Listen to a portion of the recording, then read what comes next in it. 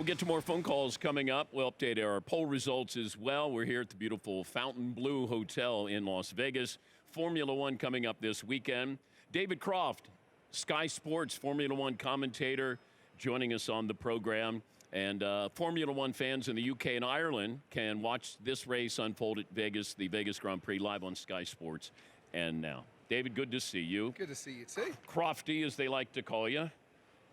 How are you? I'm good. So explain this, how this exploded in the United States. When and how did Formula One all of a sudden become important in our lives? I'll take you back to 2005, June the 19th, 2005, my birthday, which is why I remember this day. And it was one of the worst days in Formula One history, because that was when we raced at Indianapolis with only 6 cars. If you remember, a load of cars withdrew on the formation lap because the Michelin tyres, weren't holding out, and we hit a new low. And since then, Formula One has been, right, how do we give back to the American public and actually make this sport a bit more accessible in such a great country? So first and foremost, Liberty Media, when they got the commercial rights, decided we needed more races in the States, and we needed to move away from Indianapolis, which is great. And the Indy 500 is a marvelous event, but let's have another track, and let's have a track that we can really call our own. COTA, Circuit of the Americas in Austin. I don't know if you guys have ever been to Austin. You look like you've partied in Austin just a couple of times. Not yourself, Dan. No. You know, you go to bed early. Yes. You're in charge, right? Yes. So we go and party in Austin, and everyone comes to Austin because it's a racer's track. It's a brilliant circuit. The fans love it, and we pack out and take over Austin for the US Grand Prix. But that's not enough. We need glamour. We need a bit of sex appeal. We go to Miami, where all the cool people hang out. Yeah, where Marvin hangs out, right? But not yourself, Dan, because you go to bed early. And then we think, right, okay, that's good. We've got East Coast sorted out. We've got Texas sorted out. We probably need another race. And where would you want to go and race in the States if you've already got the best of the best? Well, you go to Las Vegas, right? Where we know you come and party, and that's why you're here this weekend. And I'm not going to bed. You know, well, don't. No. There's too much to see. Me and Pitbull, we're not going to bed. Just letting you know. Okay. Do we all get an invite to that one? You got tickets for everyone? Friday night. Friday night. You and Pitbull. Yeah. Yeah? Yeah. And me and the boys. Yeah. Done. Yeah. Before then, of course, we're going qualifying, and you see the cars racing down the strip, and it's absolutely amazing. Under the lights in Vegas, the sphere looks fantastic, the strip looks all lit up, and it just shows off F1 to be the biggest and the best motorsport out there, which I think it is. Now, coupled with that, we've got Drive to Survive. We've sold the soap opera. You know, we used to say, come for the live sport and stay around for the soap opera. Now, here's the soap opera, hang around for the live sport. And the soap opera is often as good as the live sport. But that really, I think, the Drive to Survive, that feeling of, because I didn't know how much drama there was behind the scenes. Yeah, what? Like money, changing teams, girlfriends, wives, somebody's a star, somebody's no longer a star. Yeah. You take the most extreme competition and a lot of money and the most competitive people on the planet, and you're going to have a soap opera that rivals Days of Our Lives, Dynasty, Dallas. I don't know what other soap operas are around these days, but you know, it all comes together, and it's real as well. And Drive to Survive has brought in a new audience, a younger audience. And one of the reasons I think it's taking off in the States is that now you can see a lot more races in your time zone over here, but now more female fans are coming to the sport, more younger fans are coming to the sport as well. And personally, it's been great. I've gone from arriving for Grand Prix in the past in the States when no one has known what F1 is, let alone who we are, to now being, called out by the guy at Passport Control saying, "Hey, Crofty, how you doing?" Which is just fantastic. I love this. And thank you very much to the Dallas Customs officers. Any issues with celebrities when you're working the races? Well, issues with celebrities? What do you mean? I don't know. Somebody difficult, doesn't want to be talked to. Oh, yeah, all the time, to be fair. But Martin Brundle, the man who stands alongside me and who does the most magnificent grid walks, he's the guy that gets rejected by the celebrities. Or he bumps into Machine Gun Kelly, who doesn't quite know what day of the week it is, let alone who he's meant to be talking to in that respect. Which is a real shame, because I'm a big fan of Machine Gun Kelly, and I gave Martin a whole load of questions. I think the celebrities that come on the grid, by and large, are very good. To be honest, and they give freely of their time to have a chat. Martin was once told Daniel Craig, James Bond is on the grid. Don't talk to James Bond. He doesn't want to talk. So Martin, being Martin, went straight up to James Bond and had a chat. And James Bond went, "Hey, Martin, how you doing?" You know, because Martin Brundle is bigger than James Bond and way more real. Really? Yeah, seriously. He knows everybody in this sport. Well, if I'm Martin, I walk up to Daniel Craig and say, "Hey, I'm not supposed to talk to you. Yeah. I'm Martin Brundle." Like that's. Yeah, exactly. And then Daniel You're Craig's 07, I'm 08. And they both drove an Aston Martin at that time. As well. How much is the car? How much of it is the driver? I don't know. How much is you, Dan, and how much is your team? Probably 60-40. What, in their favour? Yeah. Okay. That's very honest. You can see why he's such a good boss, can't you? I like this. Yeah. I would say you can have the best driver on the planet, but if you give him a donkey, he's not going to go and win. So you need a massive technical team to produce something that allows the drivers to show off their superhuman skills. You're not going to win a Super Bowl if you've got the best quarterback. You're going to need the best defense to go with it as well. On that subject, come on the Bears. I am a big Chicago Bears fan, and I just want to say 7-3. Who saw that coming? Wait, why are you a Bears fan? Well, because I'm old, right? Oh, is this the 80s here? Yeah, it is. Oh, here we go. When I first started watching... There we go. When I first started watching American football, the fridge was in his prime. Yeah? So Paulie is from Chicago. Oh, yeah. Yeah. Paulie's from Chicago. Everyone I meet from Great Britain, they watched the Bears in the 80s on BBC, and then it went away, and so you only really knew the Bears and a few other teams. Yeah, and I still only know the Bears and a couple of other teams. Do you know what? This is one of the highlights of my career. We're going to go off script here. When I got asked to commentate on the Super Bowl, and I had to miss a race when my eldest son was born. And my bosses, when I worked for the BBC, said, right, if you're going to miss a race, you either take a pay cut or go and do the Super Bowl instead of a race. I'm like, yeah, I'll do the Super Bowl, thank you very much. And it was the Miami Super Bowl when Prince played the halftime show. Oh, yeah. And when Devin Hester returned the kickoff, yeah, and I went absolutely ballistic. And that was your highlight. That was my highlight. That was it. As Paulie and I remember, it didn't get any better than that. And my co-commentator said, yeah, Crofty, that's really good, but we've got 4 hours of this, mate. You might want to pace yourself a little bit. That was fabulous. But no, you have teams, upwards of 1,000 people back at base, designing a car, building a car, simulating that car, even going so far as to getting bits of tarmac from the tracks and putting it on a machine back at base and then running tyres on that machine so they can simulate how the interaction between the tyre and the tarmac goes to give them a chance when they come to Vegas. That's the level that they go to. They build engines as well.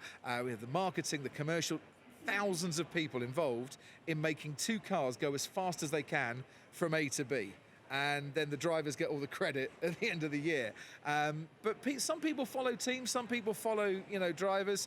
If you follow a team, that team is always going to be there for you. If you follow a driver, they can move. You could be a big Mercedes fan and now having to go and buy some red for Ferrari. If you want to go and cheer on Lewis Hamilton. He's David Croft, Crofty, Sky Sports Formula One commentator. You look in the cockpit of these cars, and I was curious.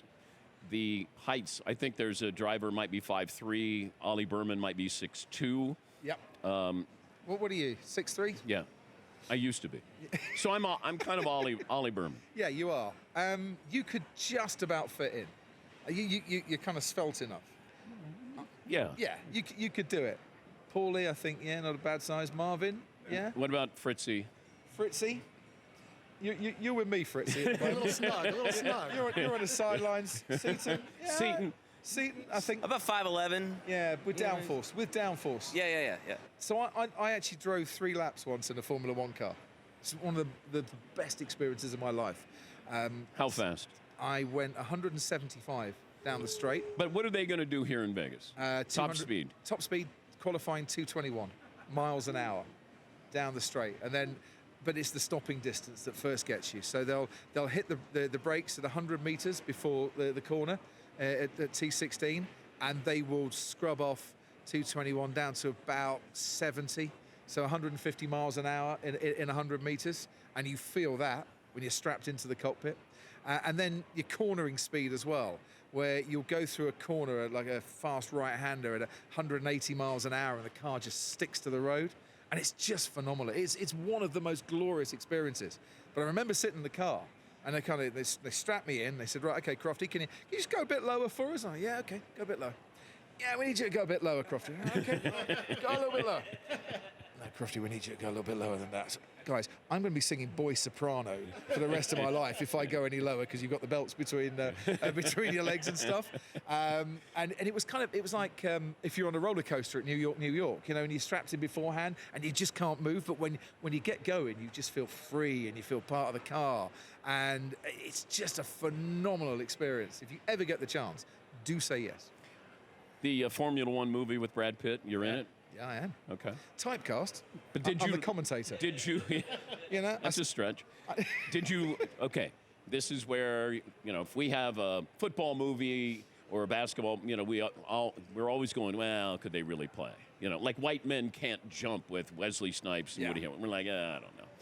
How did Formula One view the Formula One movie with Brad Pitt? Well, Formula One opened the doors and said, right, we'll give you the biggest access, the best access. Come and make a movie about our sport that sells our sport. It's another factor in the growth of the sport that people have seen this and now want to watch it live. And they made as real a Formula One movie as they possibly could, with a little bit of Hollywood sprinkled in to that. Martin and myself, we did 19 hours of voiceover and commentary for this. And I remember having a chat to Joe Kosinski, the director, who's a fabulous director to work for. Whatever you do is always brilliant, and then he gets you to do it his way. That's true. Yeah. That was perfect. Now do it again. Exactly, yeah. And we'll do it again and again until you do it my way, and you'll still think it's your way. But that he just brought the best out of Martin and myself. Did you meet Brad Pitt? Eventually, yes. So I went through the whole filming process, not meeting Brad Pitt at all, and then saw him on the red carpet in New York. Now, New York, Times Square. Thousands of fans, and all the displays have got the F1 movie around it. And I'm still talking to Lewis Hamilton, two boys from Stevenage, going, "Oh, this is just insane." So you're from the same hometown as Lewis Hamilton. I am the second fastest man from Stevenage, and always will be. And this one, and he can have that honour because he's the greatest we've ever seen in this sport. Lewis Hamilton's greatest driver of all time? For me, yeah. He's a 7-time world champion, should be an 8-time world champion. Abu Dhabi 2021. Verstappen can't catch him in your mind? Verstappen could. But is this Jordan versus LeBron? Yeah. I think if Max Verstappen has a car that can give him a championship challenge, he is more than good enough to get to 7, 8, or 9. He is an exceptional talent. Lewis has gone and done it. And so you're blaming the car here. You're not blaming Lewis. This year, Max has driven superbly well and has not always got the results he deserved because the car's just not been there for him. He finished a minute off the pace in Hungary. And finished down in 8th. And then Red Bull kind of got their act together a little bit after the summer break, and he started winning again. By which time, sadly, the championship, I think, is a bit too far away from him. But Lewis, to me, is the greatest, not just for what he's done on the track, but for the way he has used his platform to highlight issues that need highlighting. That we are Formula One, so we compete and we interact as one. And we allow everybody from all corners of the globe, whoever they are, race, creed, colour, sex, religion, whatever. If you're good enough, come to Formula One. And he has used his platform for that. And that has been brilliant to see, how he has gone from a young man with an exceptional talent to a more mature man, still with an exceptional talent, but with a social conscience that I'd like to see more of our star athletes around the world have. And not just our star athletes, politicians and celebrities as well. We've all got a voice and we should use it for good. But to go back to Brad Pitt, who, by the way, is one of the nicest men on the planet as well, we met up on the red carpet and I'm stood with Martin and I said, come on, we're going to go and get a selfie with Brad Pitt. Why? I said, because I haven't met him yet and you have. He said, well, he's busy. I said, I don't care. We're in the film. We're movie stars. And this is the only chance I'm ever going to get to do this. So we walked up to Brad and I went, hey, Brad, sorry, I'm Crofty. Sorry to bother you. He went, hey, Crofty, man, how you doing? I'm like, Brad knows who I am. This is great. Man, you legitimize everything we do. I said, well, that's very nice. I have no idea what it means, but it sounds good. And we had a selfie and it was really lovely. Fast forward, and this was the best bit about being in the movie. Fast forward a week and I'm on the red carpet now at the London premiere. And I took my son, my youngest son, who was 16, he just finished his exams, said, come on, you've done really well. Here's a little prezi. We're going to go to the premiere. Okay. So we were on the red carpet. We met Tate McRae, which was really nice. She was ever so sweet. And then did a little video for our daughter, who we were going to go and see in concert the next day with, to see Tate McRae. And we saw some actors from the movie. And I said, right, okay, we're going to go in, but do you want to see anyone else? He said, well, who else can we see? I said, well, Brad's over there. I see Brad if you want. And he's like, you don't know Brad Pitt. I said, of course I know Brad Pitt. I'm in a movie with him, son. You don't know Brad Pitt. You've never met. I said, right, we're going to go and see Brad Pitt. He's a mate. I'm thinking, I've met Brad once here. This could go horribly wrong, right? So we walked over, and he just finished an interview, and I said, Brad, how's it going? And he spun around and went, Crafty, oh man, what did you think of the film? At which point, my son now thinks, yeah, Dad knows Brad Pitt. So we have a bit of a chat. So, by the way, says my son, this is James, Brad James. Ah, Crafty Jr., come on, give us a hug. And so James, my son, is now hugging Brad Pitt, right? And I have got more dad points out of that than anything I've ever done in my career. That was just mega. So you're all in favor of F1 2? Yeah, well, F2. It should be called F2, right? Oh, okay. Does that work? I F2? like it. F2. Yeah, the sequel should be, and I've already told Joe Kosinski this, so if it comes up, you heard it here first, or second, it should be fast forward 18 years, and Brad and Kerry have had the relationship, have had a daughter, and the daughter is excelling in karts and junior Formula and is now ready for Formula One. And we'll see, Brad and Kerry's daughter go and tackle Formula One and see what happens. That would be my sequel. Pleasure to meet you. And you, my friend. Thank you for stopping by. It's been great. Don't screw up this weekend, okay? Do you know what? I got hairs on my arms stood up when he said that, because he meant it, didn't he? He absolutely meant that. He's David Croft, Sky Sports Formula One commentator. F1 fans in the UK and Ireland can watch the race unfold here in Las Vegas on Sky Sports and Now. Much more from Vegas. We're back after this in the Dan Patrick Show.